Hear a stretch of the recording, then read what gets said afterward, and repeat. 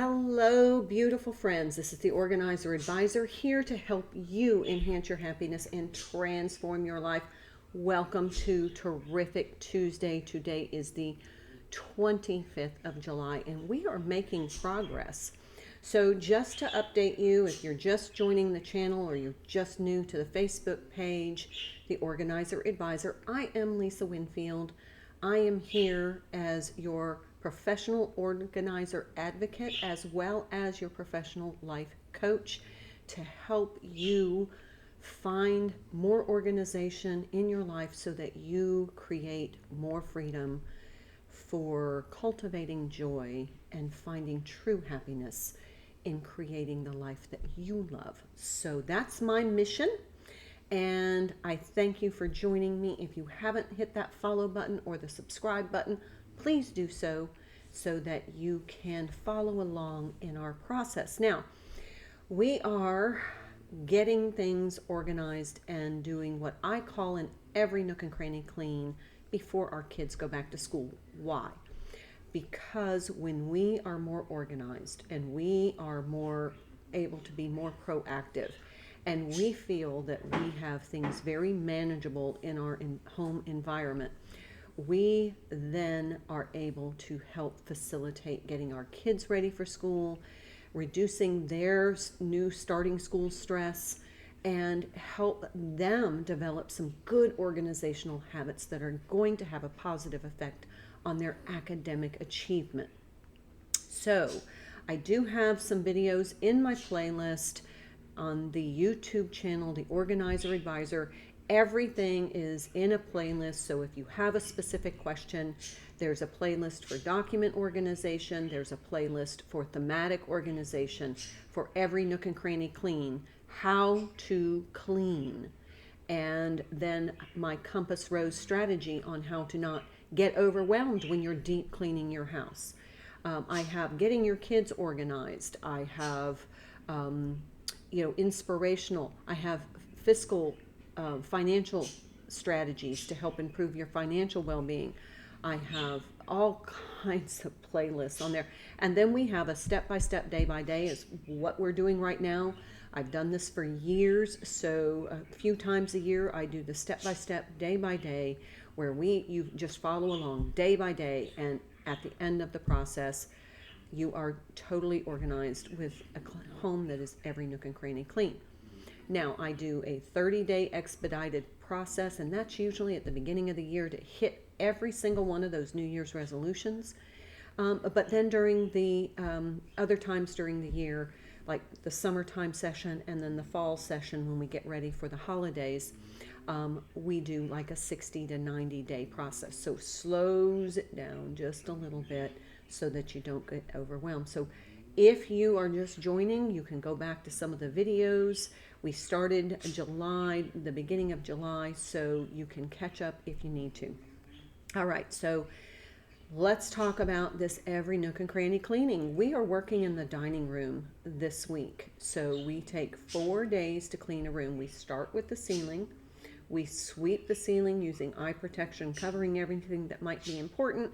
And that's to get as much dust and debris and hair and dander out of our breathable air that gets kind of snagged on that acoustical ceiling texture. And then once somebody walks in or you shut the door and there's a little bit of a breeze, it becomes detached and then it floats around in the air. So one of our primary goals is to remove as much debris that is contained in our breathable air so that we have healthier air to breathe in our home.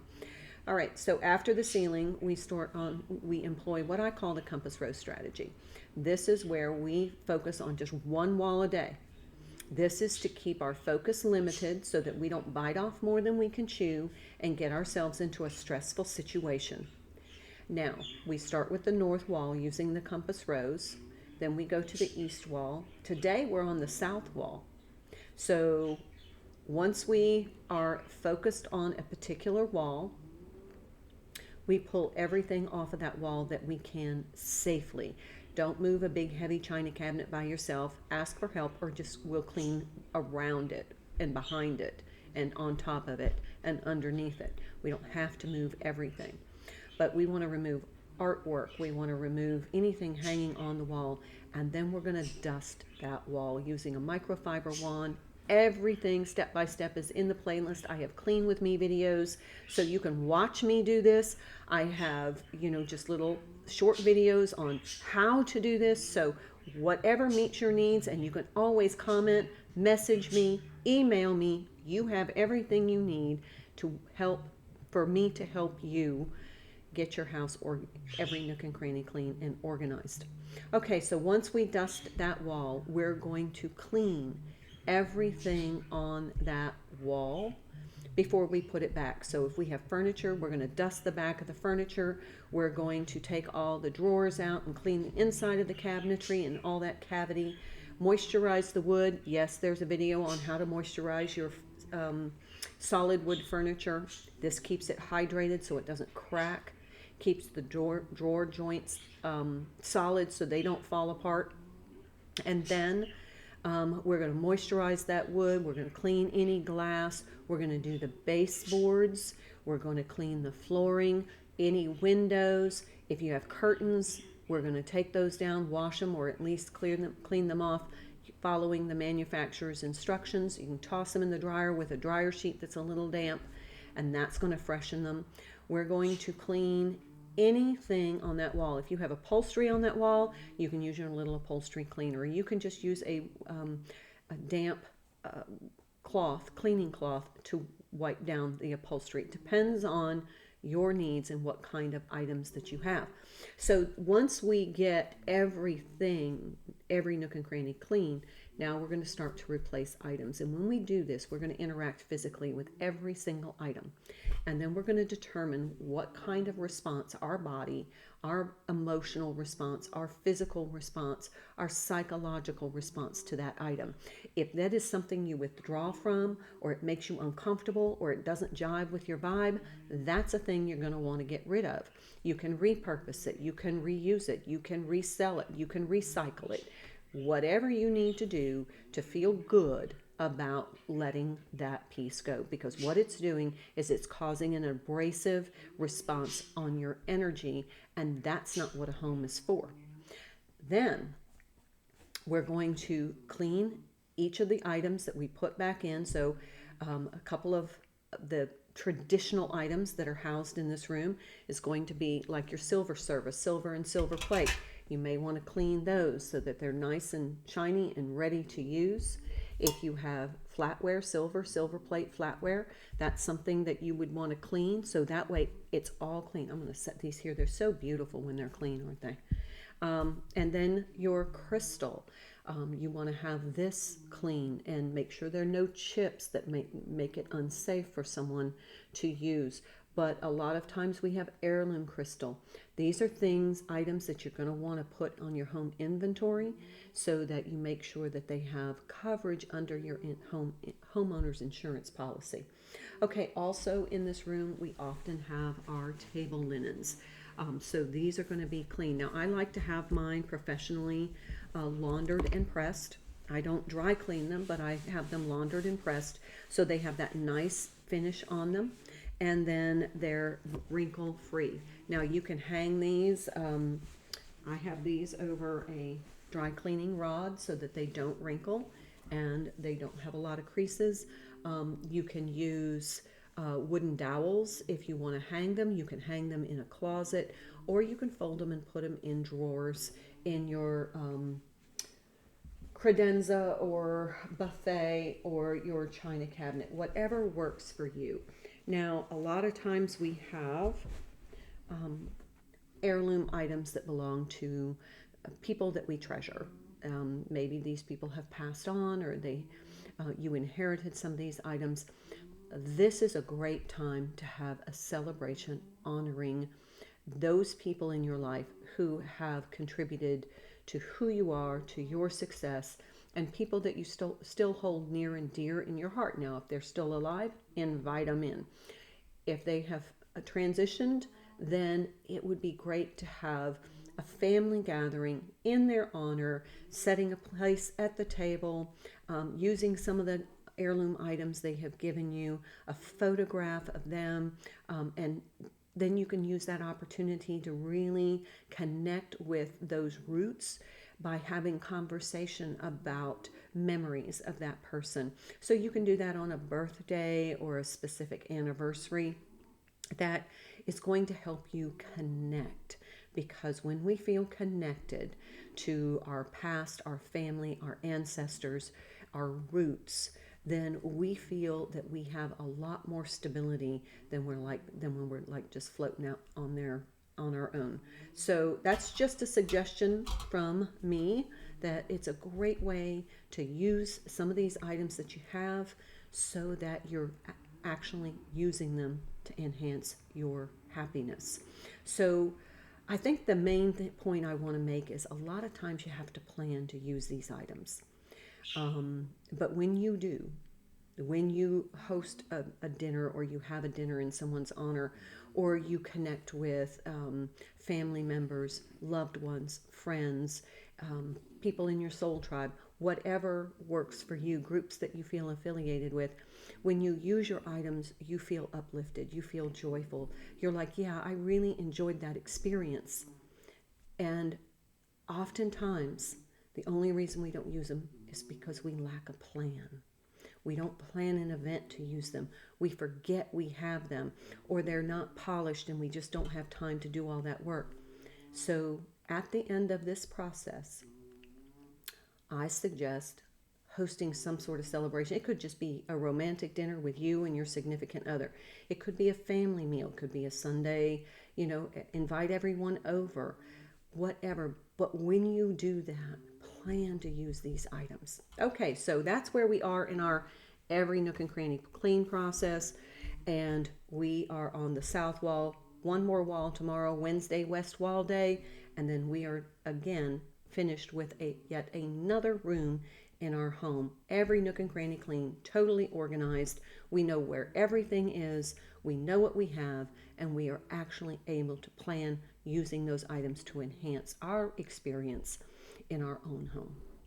Okay, so that is our cleaning and organizing. All right, so we're also restructuring our wardrobe, creating this rainbow closet to help us reduce that getting dressed stress. We're also simultaneously working in our children's closet to do the same thing. I actually have created the rainbow closet, my husband's closet. He actually likes it. So that makes it easy for him to find the particular shirt color he's looking for.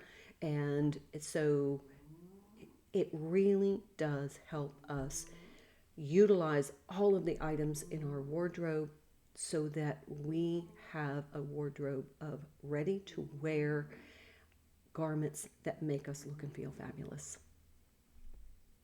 Who doesn't want that? It also helps your children so that they can find the clothes that they want when they want them. It reduces their getting dressed stress, so that they're trying to get dressed for school and then they freak out because they can't find that particular shirt that they're looking for, because their closet is overstuffed and it's disorganized. It takes too much time to look through all of those garments to find one particular item. But if you have them organized by color, all you have to do is look in the section of that color. So this week we are working on the color purples and blacks. So these are kind of the end of our rainbow color.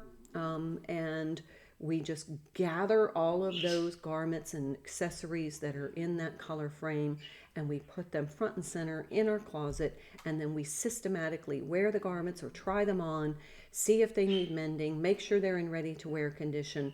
If they need to be laundered, we launder them, dry them, fold them or iron them, and put them back in ready to wear condition. At the end of this process, we and our children will have an organized closet. This is also going to help you have that really professional pulled together look, because you have your accessories ready, you have your jewelry, so you know what you have so that you can create really authentic expressions of yourself. Now, for our health and beauty routine, remember we always want to take time for self-care. So our health and beauty routine for today is mani-pedi day. And boy, do I need one. I was gardening all morning and I see a little bit of snags here and there. It's really beneficial to have a weekly mani-pedi. Now, I like to do mine at home, but you can have every so often a professional one.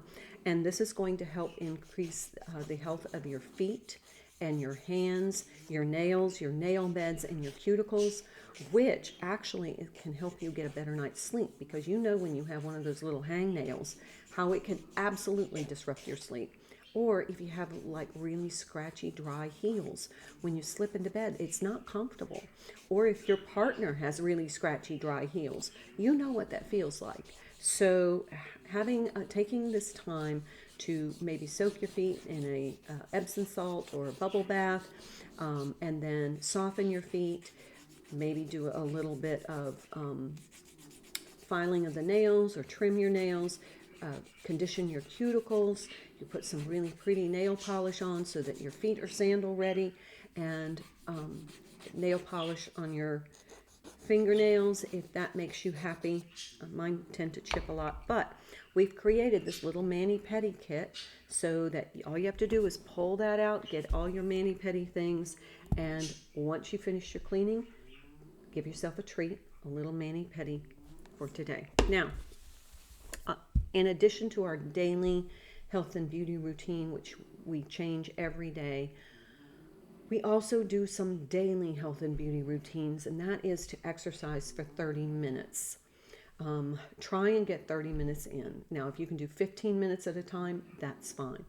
But what this is going to do is it's going to improve our circulation, which is going to enhance the way our skin looks and feels. It's going to tone our bodies. It's going to boost our metabolism in case that you're trying to lose some weight. And it overall is good for your health. So work that into your daily health and beauty routines. We also like to hydrate. Little time for a water-based beverage so that we keep our metabolism high, we keep mental clarity, and we release any toxins that after we exercise, our body is able to flush those out. We also want to take time for stillness, meditation, prayer, time in scripture, but some time, 15 to 20 minutes if you can, it could be just 10, where you just kind of zone out and zen in. So that way you can shut down your overactive monkey mind and just relax. This is going to reduce the cortisol in your body, but it's also going to just give you some clarity. If nothing else, it's going to help you relax. If you have a hard time getting into that zen in space, do some breath work. Deep breath in, hold, exhale completely. Do this 10 times. It's going to slow down your heart rate, going to reduce your stress level, and it's really healthy for you. Take vitamins and supplements if you subscribe to that practice. Take a deep breath, and I'll see you back here tomorrow for the finalization of our every nook and cranny cleaning of the dining room. Until then, love you.